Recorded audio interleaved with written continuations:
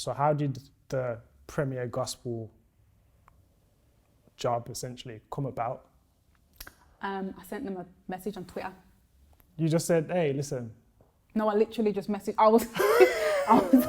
I used to work for another radio station back home in Birmingham, but I wasn't enjoying it, and they knew I wasn't enjoying it, and so I was sat there one day, and I was like, you know what, I would really love to work Premier Gospel.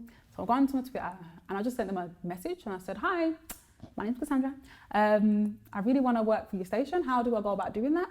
And then lo and behold, someone replied, and I was like, okay, which is mad now, because now that I work there, I know that no one replies to nothing. So the fact that someone did replied. Actually, the guy that actually replied says it to me all the time. He's like, you know, I got you in here because I replied to your message. Everyone was ignoring it and I didn't. And I was like, okay, cool.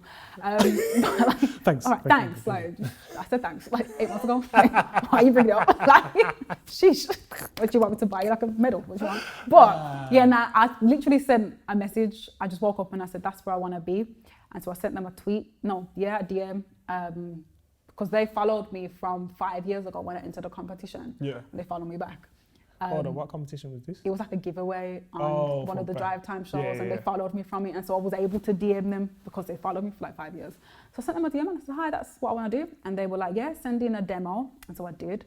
And then they never got back to me for like 2 weeks. And I was like, well, maybe that was just, I don't know. And then they did get back to me one time. I had a friend ring me up and he said, basically they are hiring for a drive time presenter and someone to manage their social media accounts. And I said, oh. And they were like, and I'm being told that they like you. So just to let you know, that's what the situation is. I was like, oh, okay. And then they opened up the application process and I applied the professional way. And I went for an interview. And I was interviewed by my boss, who's a legend, gospel artist. He was just awarded an OBE. Mm-hmm. Shout out to Moira. Shout out to Moira, you know what I mean? And I did really well in the interview. I'm very good at job interviews. Oh, you want I hate them, but I'm really good at them. I came like prepared. I looked through all of their social media platforms. You like I me? analysed it. I made a PowerPoint presentation. Oh, shut it down. Shut it down. Shut it down. I was like, oh gosh.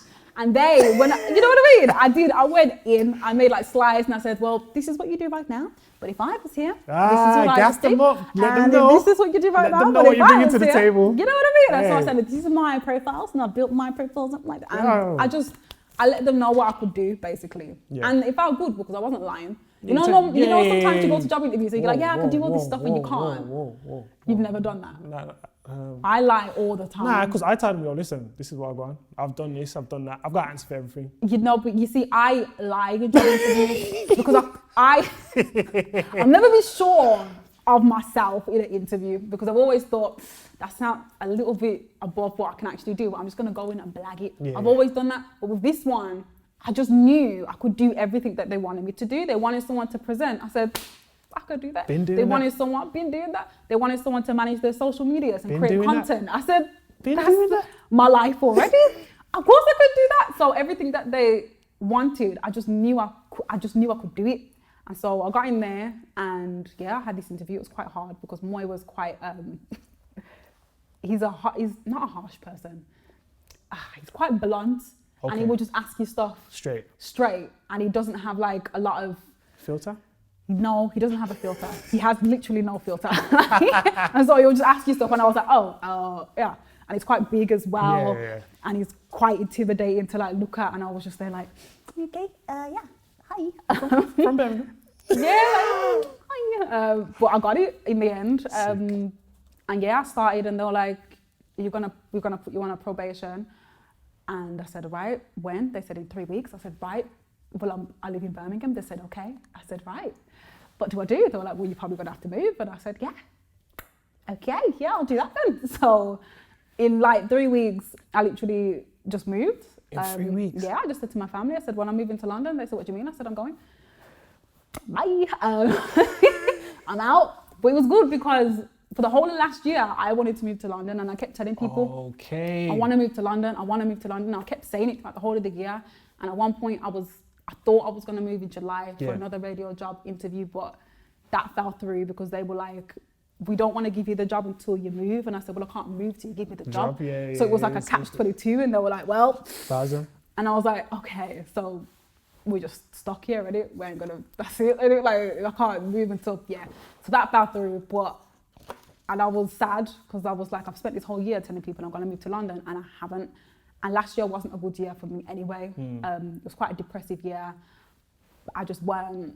You weren't where you were? Yeah, nah, I just wasn't, last year just wasn't a happy year. Yeah. So got to the end of the year and I was like, well, this year's been it's been terrible, ain't it? And then at the very, like, literally the last couple of weeks of December is when I got this job and I was like, oh, okay, no, God really came through. Like, because it's meant to happen. Yeah, and if I didn't get that job, then this year, how it's been, wow, I wouldn't have survived it. You don't think so? No, like, not in the slightest. Like, if I had the depressive year last year and then come into this year and everything that's happening in this year, oof, I wouldn't have survived it. So it's literally only God, because I look and I think I wouldn't have survived it. There's no way that I would have, because there's just been a lot happen this year.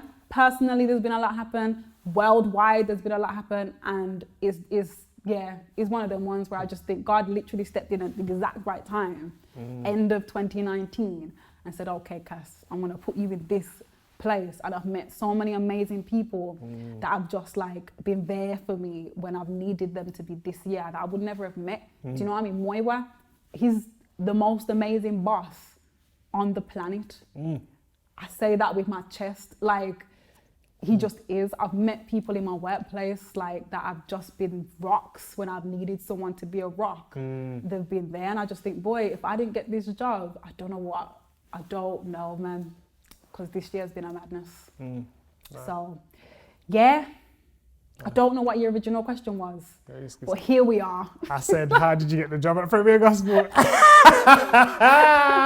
Well, I said a tweet, basically, to wrap all that up. No, but to be fair, it's good because you're telling us about the process and then you're telling us about what you'd already spoken and said, yo, listen, end of 2019, I moved to London. And all that year, it didn't happen? Didn't happen. I was crushed. I was like, okay, so maybe, because I just felt like I was meant to move. I just felt it, and I thought I want to be in London. That's where I want to be. That's where I want to be.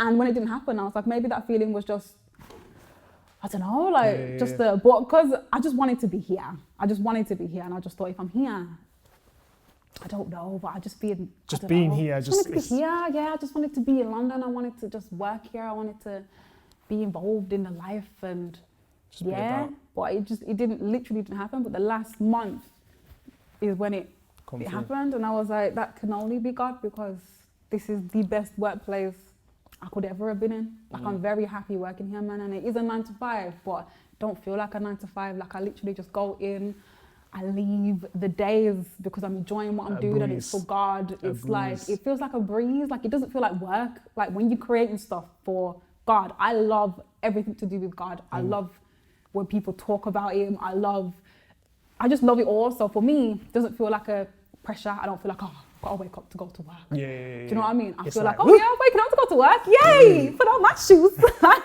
Feels good. So yeah. So when you got the job though, because I saw you tweet about this a couple of months ago, you got some backlash? Yeah. What? Yeah. So I got some backlash, yeah. Because obviously what I do is comedy, and there was a point in my comedy where I was starting to go down a slight road. So I was telling people to suck their mom and stuff in my content.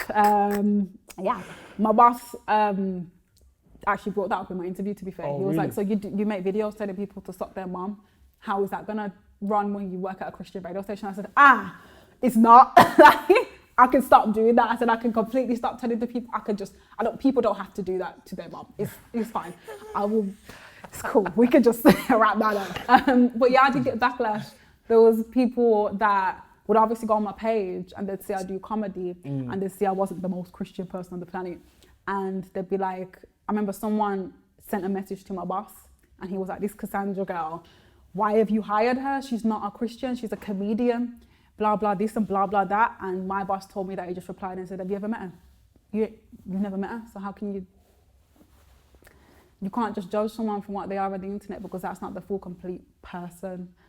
And yeah, but I understand it. It's not like it goes over my head, and it's not like I don't get it. Coming in, looking at my page, you probably wouldn't think I was a Christian, because I don't talk about my faith. No one knows how far it runs deep. Like, no one knows my life in the church. No one, do you know what I mean? Yeah. No one knows how long I've been in it. No one knows what I've been through. So people don't get that from just some girl that makes funny videos online. And I understand that. But then it's just the lesson to not judge a book by its social media cover.